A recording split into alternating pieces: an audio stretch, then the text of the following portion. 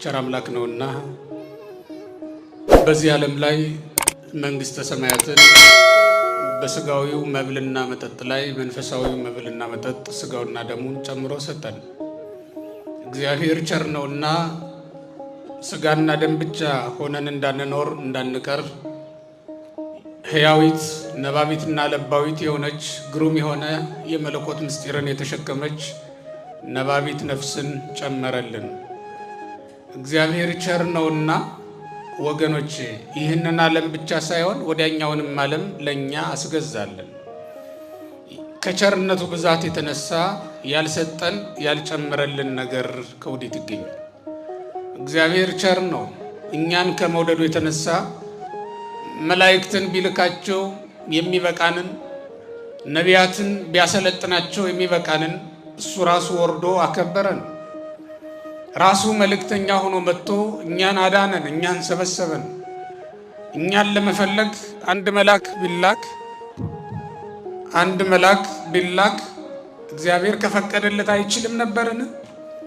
ነገር ግን እግዚአብሔር ሰውን መውደዱ በዚህ አይገለጥም። የበለጠ እግዚአብሔር እኛን መውደዱ የሚገለጠው ራሱ ወርዶ ተወልዶ ቢያደነን ነውና ስለኛ ተዋረደ። ቸር ከመሆኑ የተነሳ ነው፣ እኛን ከመውደዱ የተነሳ ነው ወገኖቼ ለኛ ሁሉን ነገር ያደረገው። ለኛ ያላደረገውም ነገር የለም። ለሌላ ያደረገው ለኛ ያላደረገው ነገር ምን አለ? በእውነት ሁሉን ለኛ ነው፣ ስለኛ ነው ያደረገው። ለኛ እንዲመች እንዲስማማ ነው ሁሉን ያደረገው። ሁሉም ለኛ እንዲገዛ ስልጣኑን የሰጠው ለኛ ነው። ይህም ቸር ከመሆኑ የተነሳ ነው። እኔ ስጋውን ደሙን ባየን ጊዜ ያልገረመኝ ቸርነቱ ያልገረመን ስጦታው ሌላ ነገር ሲደረግልን ሊገርመን አይገባም። ስጋውን ቆርሶ ማብላት ደሙን አፍሶ ማጠጣት ለማንም ወዳጅ የሚቻል አይደለም። በዚያውም ላይ የበላነው ስጋ የጠጣነው ደም መድኃኒት የሆነን ዘንድ የማን ስጋና ደም ይህን ይችላል? መለኮት የተዋሃደው ነፍስ የተለየው የሱ ስጋና ደም ብቻ ነው ይህን ያደረገልን። ይህን አድርጎ ካሳ መክፈል እንደምን ያለ መልካም ነገር ነው ወገኖች። የበደለ ሌላ ነው፣ ካሳ የሚከፍል ደግሞ ሌላ ነው። የበደለ አዳም ነው፣ ካሳ የከፈለ ግን ክርስቶስ ነው። የበደለው ከእስር እንዲለቀቅ ያልበደለው መታሰር፣ ይሄ የሚገርም ነው። የእግዚአብሔርን ፍቅሩን ባሰብነ ጊዜ ከሁሉም ነገር በላይ ይገርማል ወገኖች፣ ከሁሉም ነገር በላይ ይደንቃል። እስኪ አስቡት፣ እግዚአብሔር እኛን የወደደበት መውደድ በምን ይለካል? እኛን የሚጠብቅበት የሚንከባከብበት መንገድ በጊዜው ክረምትን ለምድር ሲያዘጋጅ በጋውንም ሲያመጣ እኛን መጠበቁ እኛን መንከባከቡ አይደለም? ለኛ መልካም የሆነውን ነገር ሁሉ እያደረገልን ነው። በዚያ ሁሉ ነገር ፍቅሩን ታዩበታላችሁ። እግዚአብሔር ከውቅያኖስ ውሃ እየቀዳ ምድርን ሲያጠጣ በመዓልትም በሌሊትም ይህን ያደርጋል። እኛ ተኝተንም ተነስተንም ይህን ያደርጋል። ስንሰማም ሳንሰማም ይህን ያደርጋል።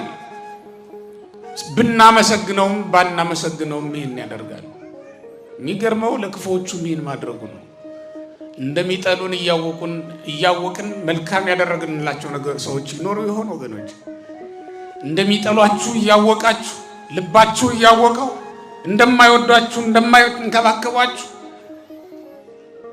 የውሸት ወደድን እንደሚሏችሁ ገንዘባችሁን ብለው እንደተጠጓችሁ ብታውቁ አንዳች ነገር ለማድረግ ትዘጋጃላችሁ? አታደርጉትም፣ አናደርገው። እግዚአብሔር ግን እያወቀ ያደርገዋል። ለሚጠሉትም ለሚወዱትም፣ ለሚያመልኩትም ለማያመልኩትም፣ ለሚፈሩትም ለማይፈሩትም ይህን ያደርጋል። መዓልትና ሌሊቱን ሲያፈራርቅ ለሁሉም ነው ይህን የሚያደርገው። ስለዚህ የእግዚአብሔር ፍቅር ያልገረመ ምን ይገርማል? በእውነት መላእክትን ያስደመመ ያስገረመ ሚካኤል አርመመው ገብርኤል ተደመመ የሚል መዝሙር ታውቃላችሁ? ሚካኤል ዝም አለ፣ ገብርኤልም ተደነቀ ማለት ነው። ይሄ ዝምታ የመደነቅ የመገረም ነው። ዝም ብሎ አይደለም። የእግዚአብሔርን ፍቅሩን መግለጥ አልችል ብሎ ነው ዝም ያለው። ይህን ያክል እግዚአብሔር ፍቅር ይገርማል፣ ያስደንቃል። ይልቁንም በቁርባን ጊዜ ደግሞ የበለጠ ያስገርማል። በዚህ ሰዓት ደግሞ ሁናችሁ አስቡት ወገኖች። አዳም አትብላ የተባለውን አልጠበቀም። ታውቃላችሁ፣ ብላ የተባለው ብዙ ነበር፣ አትብላ የተባለው ግን አንድ ነበረ። ብላ ከተባለው ብዙ ነገር ይልቅ አትብላ የተባለው አንድ ነገር አስጎመችው። ስለዚህም ሳሳ በላ። ይህን አይቶ ነው እግዚአብሔር ካልበቃህማ ብሎ የራሱን ስጋ ሳይቀር ሰጠ በልግስና። ዓለምን መስጠቱ ልግስናውን ያሳያል። የፈጠረውን ዓለም ሰውን ሾመበት፣ ፍጥረትን አነገሰበት። ግዛው፣ ንዳው፣ ብላው፣ ጠጣው አለው። ይህን መስጠቱ ልግስናውን ያሳያል። ከዚያ በላይ ደግሞ ሌላ ልግስና የራሱን ስጋ የራሱን ደም እንካ ብላ እንካ ጠጣ ብሎ ሰጠ። ይህ ፍቅሩን ሁልጊዜ ያስደንቃል። ይህ ፍቅሩ ገርሟቸው ስቧቸው ዓለምን ንቀው የሄዱ በጣም ብዙ ናቸው። የእግዚአብሔር ፍቅር እየማረከ እየሳበ የወሰዳቸው፣ ከዓለም እየነጠለ የወሰዳቸው፣ የእግዚአብሔርን ፍቅር እያሰቡ በልባቸው ይህንን ዓለም ይረሱታል። በዚህ ዓለም ያለው ምንም ነገር አይጣፍጣቸውም። ከእግዚአብሔር ፍቅር በላይ የሚደንቅ የሚጣፍጥ ምንም ነገር የለም። ግን ደግሞ ይህን ፍቅሩን ሊገልጥ ቢመጣ ለአንዳንዶቹ እንደመዋረድ መሰላቸው። ለአንዳንዶቹ ሁሉን እንደማጣት መስሎ ታያቸው። ናቁት። ስለ ሰው ብሎ ራሱን እንዳዋረደ አላወቁምና መናቃችንን መጠቅጠቃችንን አይቶ ወደ ዓለም እንደመጣ ሊያከብረን አልገባቸውምና ጠሉት ብዙዎች። እሱ ግን እየጠሉትን በመካከላቸው እየተመላለሰ እስኪገባቸው ድረስ እስኪገርማቸው ድረስ ቃሉን ሰበከላቸው። በጉባኤው ተገኝቶ ቃሉን ያልሰማ የለም። በጉባኤው ተገኝቶ እንጀራ ሲያበረክት ከእጁ ማዕድ ከእጁ እንጀራን ተቀብሎ በረከትን ያልጠገበ የለም። በዚያ ልክ ግን በየቀኑ ይጠሉት የነበሩ ብዙዎች ናቸው። ብዙዎቹ አልወደዱትም፣ ጥቂቶቹ ናቸው የወደዱት። ይህን ከማድረግ ሲርባቸው ከማብላት በላይ ምን ያድርግ? በሽተኞቻቸውን ሁሉ ሰብስበው ያወጡ ነበር። ዋውጽኡ ኩሎ ድውያን የሆኑ ነው። በየቤቱ ድውይ ያለ ምዘዝ ሆነ። ዝም ብሎ ጌታ ሲያልፍ በዚያ መንገድ በዛች ከተማ ከመጣ ድውይ ያለ ምዘዝ በቃ እየተሰማማ ሁሉም ደዌ ያለበትን እየሰበሰበ እያዘ ይመጣ ጀመር። የሚጓዘውን በእግሩ የማይጓዘውን እየታቀፉ እየተሸከሙ አመጡ። መግቢያ እንኳን ቢያጡ አንድ ቀን ጣራውን አንስተው እሱ የነበረባት ቤት በጣም በሰው ተጨናንቃ ስለነበር ጣራውን አንስተው አስገቡት ያንን ድውይ። ይህንንም አድርገው ፈወሰላቸው። ምን ያላደረገላቸው ነገር አለ? የቀድሞውን ተውት፣ የብሉይ ኪዳኑን ለአባቶቻቸው ያደረገውን መና ያወረደላቸውን፣ ውሃ ከዓለት ላይ ያፈለቀላቸውን፣ ባህር የከፈልላቸውን፣ ኧረ ከሁሉም በላይ ሊውጣቸው አሰፍስፎ የመጣውን ጠላት ያጠፋላቸውን። ስንት ጠላት ነበረባቸው፣ ስንቱንም ቆጥረዋለን። ፈርዖን አስቡት፣ ፈረስና ፈረሰኛው አግና እያው ሲሆን አማሌቅ በጎዳና ላይ የመከሩባቸው ያሴሩባቸው፣ ከዚያ ሁሉ ነው ያዳናቸው የጠበቃቸው። ከሚያውቁትም ከማያውቁትም የሚያዩት የሚያውቁት ነገስታቱን ነው። በሰልፍ ይከላከሏቸዋል። ወጣቶቻቸውን ጎልማሶቻቸውን አደራጅተው አቀናጅተው ይዋጓቸዋል። የማያዩት ጠላት ደግሞ አለ፣ እንደ በለዓም ያለ። በኦሪት ዘኍልቍ ምዕራፍ 22 ላይ የምናየው በለዓም ተራጋሚ ሰው ነው። እስራኤል ይህን በምን ይቃወሙታል? በሰልፍ አይቋቋሙትም። ጦር አዝምቶ ሙሴ ተራጋሚውን ሰው ሊጎዳው ሊወጋው አይችልም። በተናገረ ጊዜ የተናገረው ሁሉ የሚፈጸምለት መርገመኛ ሰው ነው። የማያዩት ጠላት ሆነባቸው ለእስራኤል፣ የማይዋጉት ጠላት። እግዚአብሔር ከምናየውም ከማናየውም ጠብቆን እኮ ነው የሚኖረው ወገኖቼ። እኛ የምናውቀው የምናያቸውን ጠላቶቻችንን የምናመልጥበትን መንገድ ነው። እማናየው ደግሞ ስንት አለ መሰላችሁ? በጣም ብዙ አለ። አንዱን ስትራመዱት ሌላ አለ። ከዚያ ሁሉ የጠበቀን ግን ማን ነው? እግዚአብሔር ነው። ከምናየውም ከማናየው ከምናውቀውም ከማናውቀውም የጠበቀን እሱ ነው። አንዳንድ ጊዜ በፍቅር ውስጥ ሆኖ የሚመጡ ጠላቶች አሉ። እየወደድናቸው የሚጎዱን ነገሮች አሉ። ወደን የበላነው ምግብ አይደል ኋላ በሽታም ይሆን? ወደነውም ያቀረብነው የተቀበልነው ነገር ይጎዳናል። እግዚአብሔር ግን ከዚህ ሁሉ ነገር ይጠብቀናል። እስራኤልን በሚያዩትም በማያዩትም በሚያውቁትም በማያውቁትም በሚችሉትም በማይችሉትም በሚቋቋሙትም በማይቋቋሙትም ጠላት እንዳይጎዱ ነው የጠበቃቸው። ያንንም አንተው ለአባቶቻቸው የተደረገ ነው። በታሪክ የሰሙት ነው። በዓይናቸው አዩ። እግዚአብሔር ሰውን እንዴት እንደሚረዳው አዩ። በባህር መካከል ሞገድ ቢነሳባቸው ነፋስ የሚገስጽ ሰው አስነሳላቸው ከመካከላቸው። ከነሱ እንዳንዱ ሆኖ የተወለደው ኢየሱስ ክርስቶስ በመካከላቸው ሆኖ ባህር እንዳታሰጥማቸው ከለከለላቸው። ያች ባህር ሁሉን የምትወጥ፣ ያ ማዕበል ሁሉን የሚያናውጥ፣ ያ መርከብ የሚገለበጥ መርከብ ነው። በሚገለበጥ መርከብ ላይ እየሄዱ ችግር ነው ወገኖች። እግዚአብሔር ካረዳ በስተቀር የሚገለበጥ መርከብ ነው። ማዕበል መቋቋም የማይችል ወጀብ ቢመጣ የሚሰበር የሚገለበጥ ነው። የተሳፈራችሁበት ጀልባ የማይገለበጥ ነው። ታውቃላችሁ ወገኖች፣ የማይገለበጥ ጀልባ ለማን አለው? ማን የተሳፈረበት ነው የማይገለበጥ የማይናወጥ የማን ሕይወት ነው? ባለስልጣናቱ ያሉበት መርከብ፣ እኛ ድሆች ያለንበት ነው። ካህናቱ የተሳፈሩበት ነው። የትኛው ነው የማይገለበጥ የማይናወጥ? ማዕበል ወጀብ ሲመጣ የማይንቀጠቀጥ የማን ነው? ቤተ መንግስቱ ነው? ቤተ ክህነቱ ነው? ምድራዊ የሆነ ማንኛውም ነገር የሚገለበጥ መርከብ ላይ ነው ያለነው ወገኖች። የሚናወጥ ባህር ላይ ነው ያለነው። በጥቂት ወጀብ በወሬ ለዛው ያሁንማ ይገርማል። በወሬ ነፋስ በወሬ ማዕበል የሚናወጥ የሚንቀጠቀጥ ሕይወት ነው ያለን። የሚበጠበጥ ከሩቅ ሆኖ ነፋስ ሲመጣ ገና የሚንቀጠቀጥ ነው። ድሮ እንደምታውቁት እናቶቻችን የለብሱት የነበረ ቀሚስ በእጅ የተሰራ ፍታል ስለነበር እንኳን ነፋስ ጨቅላ ጎትቶ ሊገልጠው አይችልም ነበር። አሁን ደግሞ ገና ነፋስ ሊመጣ ሲያስብ ግልብጥብጡ የሚወጣ ልብስ ነው ያለው አይደል? ልክ እንደዚያ ህይወታችንም እኮ እንደዚያ አለ። በወሬ ይናወጣል። አሁን በወሬ እኮ ነው የፈቱን። ጦሩን ሳንሰማ ድምፁን ሳናይ የወሬው ጦርነት ከተማውን ይፈታዋል።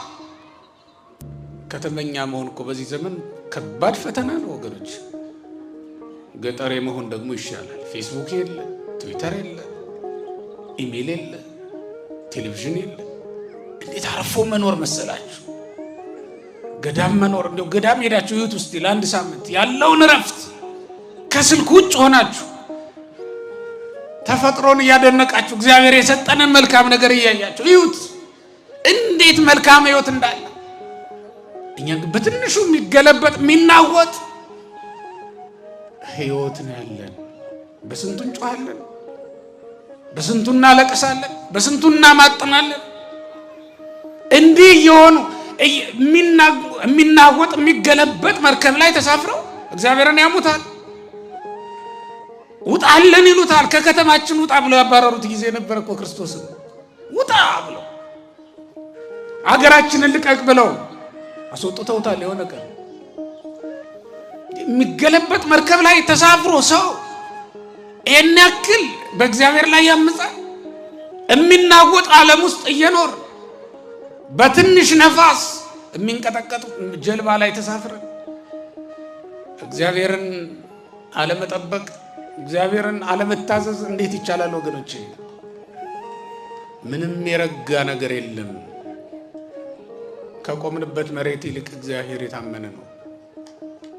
ከምንኖረው ካለን ነገር ይልቅ እግዚአብሔር ለኛ ትልቅ ሀብት ነው።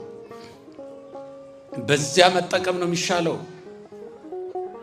አይሁድ ይህን አልተቀበሉም። ለነሱ መልካም እድል ነበር። በዘመናቸው ክርስቶስ ተወለደላቸው። እግዚአብሔር ሰው ሆነላቸው። በሌላ ሀገር አይደለም፣ በሀገራቸው። አባቶቻቸው ይህን እድል አላዩም፣ ይህንን እድል አልሰሙም። ለዚህም ነው ጌታ በቅዱስ ወንጌል እንዲህ ያለው። በማቴዎስ ወንጌል ምዕራፍ 12 ላይ ስትመለከቱ ይህንን ቃል ሊሰሙ ብዙ ነቢያት ወደዱ፣ አልሰሙም። እናንተ ዛሬ የምታዩት ሊያዩ ብዙዎች ተመኙ፣ አላዩም። እናንተ ግን ያዩ አይኖቻችሁ፣ የሰሙ ጆሮዎቻችሁ ብፁዓን ናቸው። ሌሎቹ ተመኝተው ያልደረሱበት ነው።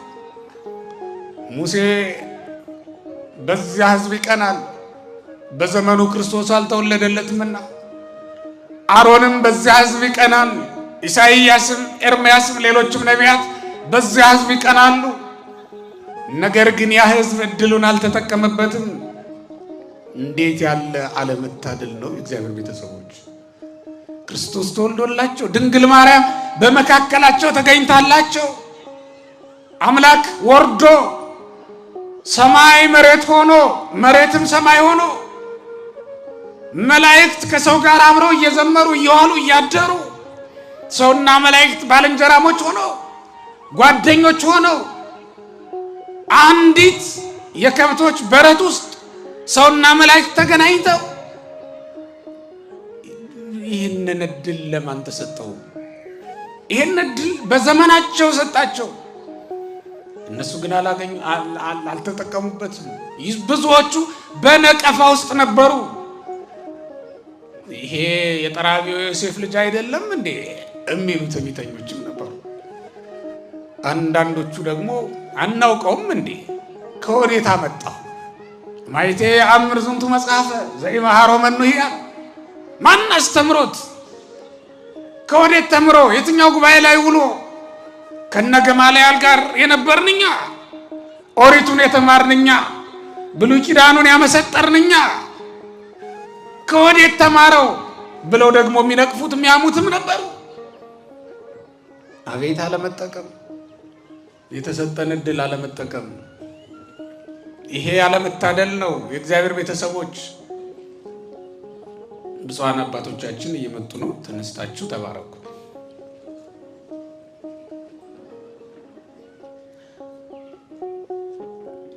ዛሬ በዓለ ሐዋርያት ነው።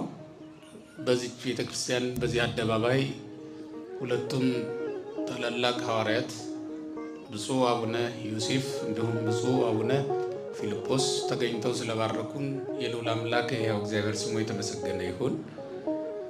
እሺ ቁጭ በሉ፣ ቡራኪያቸው ይድረሰን። እኔ አጠር አድርጌ ያጠቃልልና ብፁዓን አባቶቻችን ይመክሩናል፣ ያስተምሩናል። በዚህ ሁሉ በተሰጣቸው እድል አልተጠቀሙም። ይልቁንም ዛሬ የተነበበው ወንጌል ደግሞ ይገርማል። በሰንበት ከነሱ ጋር ነበረ። እነሱ ግን በሚያደርጋት ተአምራቱ፣ በሚያስተምራት ትምህርቱ ከመጠቀማቸው ይልቅ የሚጎዱበት ነገር በዛ። በሰንበት እንኳን ልባቸው ከክፉ ነገር አላረፈም። ወገኖች ሰንበት ማለት እኮ ክፉ ከመስራት ክፉ ከማሰብ የምናርፍበት ቀን ማለት ነው። ሰንበት የጌታ ቀን ነው። ታውቃላችሁ፣ በሰንበት እግዚአብሔር ይህን ዓለም ከድካሙ የሚያሳርፍበት ቀን ነው። እሱም ራሱ መጀመሪያ ይህን ዓለም ከመስራት ያረፈበት ቀን እንደሆነ ይታወቃል። በሰንበት በጎ ነገር ማድረግ መልካም ነበረ። በጎ ማሰብም እንዲሁ መልካም ነበረ። እነሱ ግን በጎ ማሰብ እምቢ አላቸው። ልቡ በጎ ነገር ከማሰብ የተከለከለችበትን ሰው የሚመስል የሚያሳዝን ማን አለ ወገኖች?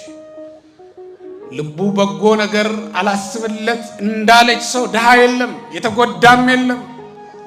ሁልጊዜ ጥርጣሬ፣ ሁልጊዜ ንቀት፣ ሁልጊዜ ሹፈት፣ ሁልጊዜ ማሽሟጠጥ፣ ሁልጊዜ ፌዝ፣ ቀልድ፣ ሁልጊዜ ቧልት፣ አመጽ፣ ሽንገላ እንዴት ያለ አለመታደል ነው! ሁልጊዜ ከእግራቸው ጀምሮ እስከ ጫፍ ድረስ እሾሃማ የሆኑ ዛፎች አሉ፣ እንደ ቁልቋል ያሉ ከላይ እስከ ታች እሾህ የወረሳቸው፣ ቆርጠው ግድግዳ እንዳያደርጓቸው አያስጠጉም፣ እሾህ ናቸው። በዚያውም ላይ ጽናት የላቸው። ተጠግተው ዝናብ አያበሩባቸው፣ ፀሐይ አይጠለሉባቸው፣ ጥላ የላቸው፣ ለምንም የማይጠቅሙ ግን ደግሞ ቆርጠው ሲጥሏቸው ወዲያው ደግሞ ይተካሉ፣ ይቀጥላሉ። አሁን መቼስ ክፉ ሰው ዘሩን ሲያበዛ እዚያም ሐሳቡን የሚቀበለው የሚጋራው ሰው ብዙ አይደል? ያም እንደዚያ ነው። እዚያም ብጥሉት ይቀጥላል፣ እዚያም ብጥሉት ስር ይሰዳል። ክፉ ሰው ሁሉም ቦታ ላይ ለራሱ ሁኔታዎችን ያመቻቻል፣ ለሌላው ግን አይጠቅም። ቁልቋልም እንደዚያ ነው። ለራሱ ቦታዎችን ያመቻች ይይዛል፣ ወዲያው ይሰፋል፣ አገሩን ይሞላል። ግን ጥላ ይሆን ቆርጠው ማገዶ አይሆን፣ ቤት አይሰሩበት ግድግዳ አይሆን፣ ለምንም ነገር አይሆን። ልክ እንደዚያ በሐሳባቸውም በስራቸውም በክፋት የተሞሉ ሰዎች አሉ። ሁልጊዜ ባይሆን በሰንበት ቢያርፉ ምናል ወገኖች? በሰንበት እንኳን እንረፍ እንጂ ኃጢአት ከመስራት ኃጢአትን ከማሰብ የሌላውን ቀንማ ታውቁታላችሁ። ያለ ልክ በመብላትና በመጠጣት በድለናል። ሕግ ተላልፈን እግዚአብሔርን አስቀይመናል። ከሕግ የወጣ ንግግር ተናግረን ሰዎችን አሳዝነናል። በተለያየ መንገድ እንበድላለን። ባይሆን በሰንበት የእግዚአብሔር ቤተሰቦች ነፍሳችን ትረፍ እንጂ መቼ ነው የምታርፈው? እነዚህ ሰዎች በሰንበትም ማረፍ አልቻሉም። ያውም የተሰጣቸውን እድል ተመልከቱ። ከክርስቶስ አጠገብ ነበሩ። መላእክት ከሚያመሰግኑት አምላክ ጎን ነበሩ። ቢታመሙ በፈወሳቸው፣ ለምጽ ቢኖርባቸው ባነጻቸው፣ ከዚያም አልፎ ሞተው ቢሆን ኖሮ በተሻላቸው ያነሳቸው ነበር። እነዚህን ግን ምን አድርጎ ይፈውሳቸው? እምቢ አሉ። እድሉን አልተጠቀሙ። ፈቃደኛ አይደሉም ለመዳን። መታመሙንማ ሁሉም ይታመማል።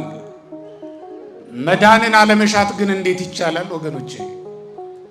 መዳንን ከማይሽት መዳን ከማይሻ ህሙም በስተቀር እግዚአብሔር የማያድነው የለም። መባረክ ከማይሻ ሰው በስተቀር እግዚአብሔር የማይባረከው የለም። መክበር ከማይሻ ሰው በስተቀር እግዚአብሔር የማያከብረው ማን ነው? እነዚህ ሰዎች ችግራቸው መዳንን አለመሻታቸው ነበር። ፈውስን አይፈልጉትም፣ ደጅ አይጠኑትም፣ ይልቁን ነቀፋ ይቀናቸዋል። ደቀ መዛሙርቱ ተርበዋል። ስለ ራባቸው እሸት እየቆረጡ በሉ። ቀረብ ባሉና ነገር ሰሩ። በለመዱት ለእግዚአብሔርም ነገር መስራት የሚፈልጉ ሰዎች አሉ። አንዳንድ ሰዎች የማያይ መስሏቸው፣ የማያውቅ መስሏችሁ አሁን እንደው ራሳችሁን የነቀነቃችሁበት ጊዜ የለም? ኃጢአተኛ ሰው በዚህ ሲመላለስ ስትመለከቱት ወይ እግዚአብሔር እኮ ችሎታ የሚሉ ሰዎች አሉ። ያውቀዋል እኮ ያንን ሰው፣ ያ ሰው የት እንደነበረ ምን እንዳደረገ ያውቀዋል እግዚአብሔር። እና ለእግዚአብሔር ማቃጠር የሚፈልጉ ነገር ማመላለስ የሚፈልጉ ሰዎች አሉ። እነዚህም እንደዚያ ነው ያደረጉ። ጌታ ሆይ አታያቸውም እንዴ? ተዋትላቸውም እንዴ? በሰንበት እንዴት ይደረጋል አሉና የሙሴን ሕግ እናስከብራለን ብለው ቀረቡ። በእውነቱ ለሰው ማዘን መራራት ከሁሉም የሚበልጥ የሚልቅ በጎ ነገር አይደለምን? ምን ይሻላል? ለሰው በጎ ነገር ማድረግ አይሻልም? ሰውን ከመግደል ማዳን አይሻልም? የትኛው ይሻላል? በሰንበት ድውይ ሲፈውስም ለምን ተፈወሰ ትላላችሁ? የተራበ ሰው የተራበች ነፍሱን ለማጥገብ እሸት ሲቀጥፍም አሁንም ትጮሃላችሁ። የትኛው ይሻላል? በዚህ ትምህርት ውስጥ የእግዚአብሔር ቤተሰቦች ሰውን መውደድ ከመውደድ የሚበልጥ ምንም አይነት አገልግሎት እግዚአብሔር እንደሌለው እንመለከትበታለን። ትልቁ እግዚአብሔርን ማገልገል ሰውን መውደድ እንደሆነ ታውቃላችሁ። እግዚአብሔርን ለማገልገል ትልቁን የእግዚአብሔር አገልጋይ ለመሆን ከፈለጋችሁ ሰውን ውደዱ፣ ለሰው እዘኑ፣ ራሩ፣ ሰውን ይቅር በሉ፣ ሰውን በድካሙ አትውቀሱ። ደክሞ ነው ኃጢአት የሰራው ደክሞት ነው። ለሰይጣን የታዘዘው የእግዚአብሔር ፍቅር ባይገባው ነው በሉ እንጂ አትፍረዱ። ሰይጣን በጣለው ሰው ለምን እንቀየማለን? ለምን እናዝናለን? ለምን እንጸየፋለን? ኃጢአትን የሰራው ያ ሰው በእውነት የዚህ ዓለም ኃላፊነት የመንግስተ ሰማያት ዘላለማዊነት ባይገለጥለት አይደለም እግዚአብሔር ያንን እስኪገልጥለት እግዚአብሔር ያንን እስኪያደርግለት ድረስ መጸለይ አይሻልም? ለምን በሰው ላይ ክፉ እንናገራለን? ለምን በሰው ላይ ክፉ ለማድረግ እናስባለን? እግዚአብሔርም የነገራቸው ይህንን ነው። ሰውን መውደድ እንዲበልጥ ነው ያሳያቸው። የትኛው ይሻላል አለ። ሰንበትን ከማክበር ለሰው በጎ ነገር ማድረግ አይበልጥምን አላቸው። እነሱ ግን ያንንም ቢሆን አልተጠቀሙበትም። እድልን እንደማባከን የሚያሳዝን ነገር የለም። የእግዚአብሔር ቤተሰቦች እኛም እድላችንን እንዳናባክን እንጠንቀቅ። እኛ መምህራን አሉን፣ እኛ ካህናት አሉን፣ እኛ ሊቃነ ጳጳሳት አሉን። ይሄ መልካም እድል ነው፣ እንጠቀምበት። መምህራን የሌሏቸው ሐዋርያት ያልደረሱላቸው ብዙዎች ናቸው። ቀዳሽ ካህናተው ማይጠንት በቪዲዮ አይተው እግዚአብሔርን አመስግነው ተመስገን ብለው የሚኖሩ የዕጣኑ መዓዛ ቴሌቪዥን ላይ ሲያዩት ቪዲዮ ላይ ሲመለከቱት በቀጥታ ስርጭት የዕጣኑ መዓዛ ለልባቸው የሚደርስላቸው አማኞች ብዙ ናቸው። እናንተ ግን ይሄ እድል አላችሁ። ደጃችሁ ላይ አድባራት አሉ፣ ገዳማት አሉ፣ ንስሐ መግባት እንድትችሉ ካህናት አሉ። ይህ ሁሉ ነገር አለ። መልካሙን እድል በጊዜው መጠቀም ነው። ይሄ ቀለኛ እድል ነው ወገኖች፣ ንስሐ እንድንገባ። ይህን እድል ያላገኙ አሉ። መልካሙን እድል የማንጠቀምበት መምረጥ ነው። ቅድም እንዳልኳችሁ ማርያም መልካም እድል ከተሰጣቸው ሰዎች መካከል አንዷ ናት እንጂ ብቸኛ አይደለችም። ነገር ግን መልካሙን እድል በመምረጥ ብቸኛ ሴት ናት። መልካሙን እድል በመምረጥ ነው የቆረቡ ሰዎች የበለጡ፣ ንስሐ የገቡ ሰዎች የበለጡ። መልካሙን እድል በመቀበል አይደለም፣ በማግኘት አይደለም። እግዚአብሔር ሰፊ ዓለም ነው ያለው፣ ጠባብ ዓለም አይደለም ያለው። ለአንድ ሰው ለሁለት ሰው ብቻ የሚል አምላክ አይደለም። እድሉን ለሁላችንም ነው የሰጠው። ለካህናትም ለምእመናንም ነው የሰጠው፣ ለሴቱም ለወንዱም ነው የሰጠው። የእግዚአብሔር ዓለም ለሁሉም ነው። እግዚአብሔር እንደ ኢየሩሳሌም እንደ ምድራዊቱ አርስት ሙሴ ለሕዝቡ ሊያወርሳቸው እንደነገራቸው አይነት ጠባብ ርስት ጠባብ ሀገር አይደለም ያለችው። እስራኤል የወረሷት ርስት የወረሷት ከተማ ጠባብ ስለነበረች አሕዛብን አፍልሶ ነው እግዚአብሔር እነሱን ያሰፈራቸው። አንዱን ነቅሎ አንዱን ተካ። ሰማያዊው ርስት ግን እንዲህ አይደለም፣ ለሁላችንም ይበቃል። ሰፊ ዓለም ነው ያለው እግዚአብሔር። ይህን እድል የሰጠ ለሁላችንም ነው። ይህን እድል መምረጥ ግን ለጥቂቶቻችን ብቻ ነው። ያልቆረብነው ለዚያ ነው። መልካሙን እድል መምረጥ ስለተሳነን ነው። ንስሐ ያልገባ ነው ለዚያ ነው። መልካሙን እድል መጠቀም ስላልቻልን ነው፣ ስላቃተን ነው። እንጠቀምበት። እንደ አይሁድ እድላችንን እንዴት እናባክናለን? አይሁድ አባከኑት። ከሱ ጋር መዋል፣ እሱ በተወለደበት ዘመን መገኘት እንዴት ያለ መታደል ነው!